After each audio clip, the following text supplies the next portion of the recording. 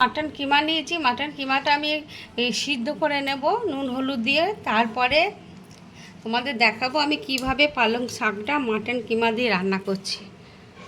এই যে প্রেসার কুকারে আমি নুন হলুদ দিয়ে দিয়েছি আর জল দিয়ে এটাকে আমি সিদ্ধ করতে বসিয়ে দিয়েছি।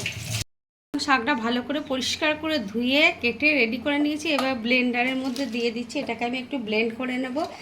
আমি কিন্তু সিদ্ধ করিনি, যে পনির দিয়ে যেটা করি পালং পনিরে আগে জল দিয়ে সিদ্ধ করে তারপরে বানায়, কিন্তু এটা সিদ্ধ করছি না, যেহেতু এটা পেঁয়াজ রসুন পড়বে তার জন্য এর মধ্যে কোনো কাঁচা গন্ধ থাকবে না। আমি কড়া বসিয়ে দিয়েছি গ্যাসে। কড়াতে সর্ষের তেল দিয়ে দিয়েছি 2 টেবিল চামচ। এবারে তেলটা আমার গরম হয়ে গেছে।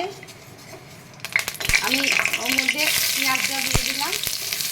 পেঁয়াজটা একটু ভাজা ভাজা করে নেব। ফোড়নটা আমার ভাজা হয়ে গেছে। শুকনো লঙ্কা, তেজপাতা আর পেঁয়াজ এগুলো ভাজা হয়ে গেছে। এবার আমি আদা আর রসুন বাটা দিয়ে দিলাম, তার সাথে কাঁচা লঙ্কা বাটা ওটার সাথে। এবারে আমি ডেলি মশলাগুলো দিয়ে দিয়েছি, একটু হলুদ গুঁড়ো, ধনে গুঁড়ো, জিরে গুঁড়ো আর কাশ্মীরি রেড চিলি পাউডার দিয়ে দিলাম।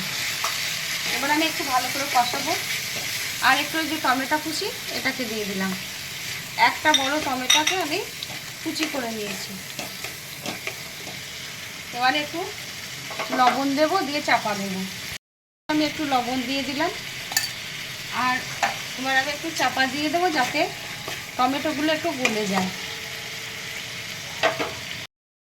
মশলাটা আমার কষানো হয়ে গেছে, তেল ছাড়া শুরু করে দিয়েছি। এবার আমি মাটনের কিমাটা দিয়ে দিলাম। কিমাটা একদম কিমা করা নেই, একটু বড় সাইজই আছে, ওরকমভাবেই করে নিয়ে এসছে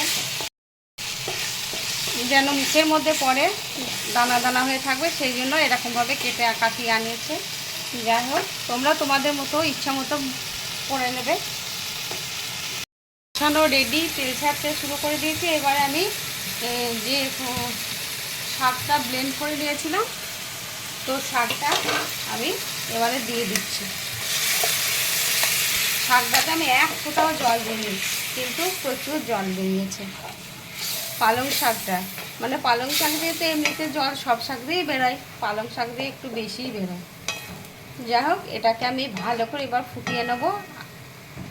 আর একটু মিষ্টি দেবো, চিনি দেবো, কারণ শাকে একটু চিনি না দিলে ভালো লাগবে না। আর লবণ তো দিয়েছিলাম, আর বাটার সময় তো আমি একটু দিয়েছিলাম, যার জন্য আর লবণটা আমি এখন দিচ্ছি না। এবার টেস্ট করে দেখে আমি তারপর লবণটা দেবো। এবার আমি 2 কাঁচা লঙ্কা চিড়ে দিয়ে দিলাম উপর থেকে। এবার একটু এটা ফুটবে। আমার শাকটা দেখো প্রায় হয়ে এসছে, একদম জল শুকিয়ে গেছে, তলা দেখা যাচ্ছে। অনেক একটু টাইম লেগেছে জলটা শুকাতে।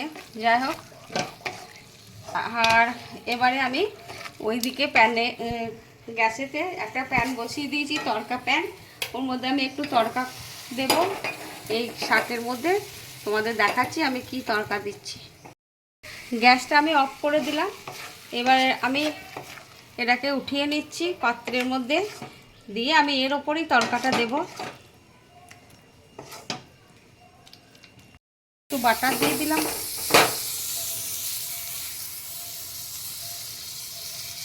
ওর উপরে আমি সাজি দিয়ে দিলাম ফোড়নে। দারুণ সুন্দর একটা গন্ধ বেরোচ্ছে। আর কতগুলো গোটা গরম মশলা দিয়ে দিলাম।